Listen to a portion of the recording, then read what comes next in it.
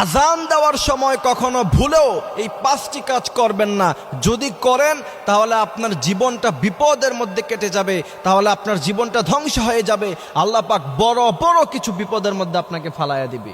আপনি এত অবহেলা করার তো কিছু নাই। মুয়াজ্জিন যখন আজান দিচ্ছে, সে তো তার নিজের ঘরের দিকে ডাকছে না, সে ডাকছে তার রবের দিকে, সে ডাকছে আপনার রবের ঘরের দিকে। সুতরাং আপনি অবহেলা কিভাবে করছেন?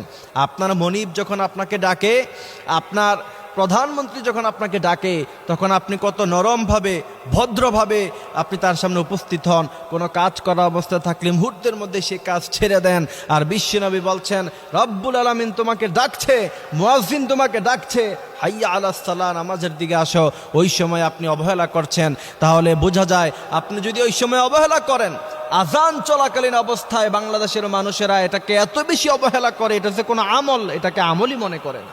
সুতরাং প্রথম নাম্বার, আজান দেওয়ার সময় আমরা অনেক সময় দেখা গেছে যে আড্ডায় লিপ্ত থাকি, কথাবার্তায় লিপ্ত থাকি, আমরা অনেক সময় বিভিন্ন কাজে লিপ্ত থাকি।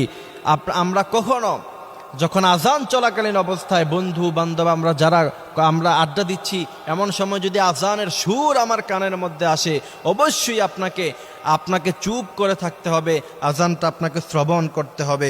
দ্বিতীয় নাম্বার হচ্ছে, আজান চলাকালীন অবস্থায় বিশ্বাস করেন কখনো কোনো দিন গুনাহের কোনো কাজ করবেন না।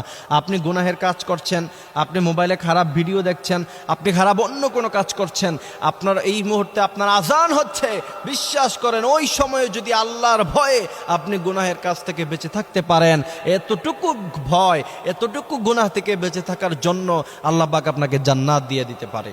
সুবহানাল্লাহি ওয়া বিহামদিহি সুবহানাল্লাহিল আযীম। এই জন্য অবশ্যই গুনাহের কাজ তো করা যাবে না, কিন্তু বিশেষ করে আজান দেওয়া অবস্থায় আজানের সম্মানার্থে হলেও আপনাকে গুনাহ করা বন্ধ করে দিতে হবে। তৃতীয় নাম্বার হচ্ছে, আজান চলাকালীন অবস্থায় আপনি টিভি দেখতেছেন, আজান চলাকালীন অবস্থায় নাচ গান হচ্ছে, আপনি কোন নাচ গান বন্ধ করলেন না। আজান চলাকালীন অবস্থায় খেলার মাঠে খেলা হচ্ছে, নামাজের স্বার্থে আজানের সম্মানার্থে আপনি নামাজ পড়েন আর না পড়েন, কিন্তু সম্মানার্থে আপনি জাতীয়ভাবে এই খেলা বন্ধ করে দেওয়া উচিত। তারপরে আজানের সময় বিভিন্ন প্রোগ্রাম বন্ধ করে দেওয়া উচিত আজানের সম্মানার্থে। চতুর্থ নাম্বার হচ্ছে, আজানের জবাব আপনাকে দিতে হবে।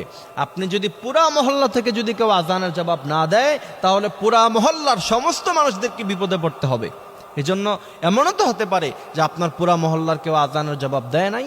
সুতরাং অবশ্যই প্রত্যেককে আজানের জবাব দিতে হবে। আর পঞ্চম নাম্বার হচ্ছে, আজানের সময় সালাম বিনিময়, আজানের সময় কৌশল বিনিময়, এইসব কোনো কিছুর প্রয়োজন নাই। অবশ্যই আজানের সময়টাতে চুপ থাকবেন এবং আজানের প্রত্যেকটা শব্দের সাথে সাথে আপনারা জবাব দিবেন। আজানের জবাবটা যদি আপনারা দিতে পারেন, এরপরে উজু করে যদি নামাজের জন্য আসতে পারেন, বিশ্বনবী সাল্লাল্লাহু আলাইহি সাল্লাম বলছেন, তোমার জীবনটা হয়ে যাবে সফল, তোমার জীবনটা হয়ে যাবে সুন্দর। সুবহানাল্লাহি ওয়া বিহামদিহি সুবহানাল্লাহিল আযীম। আল্লাহ পাক আমাদেরকে এই কথাগুলি বোঝার মানার তৌফিক তিনি দান করুক। আমিন।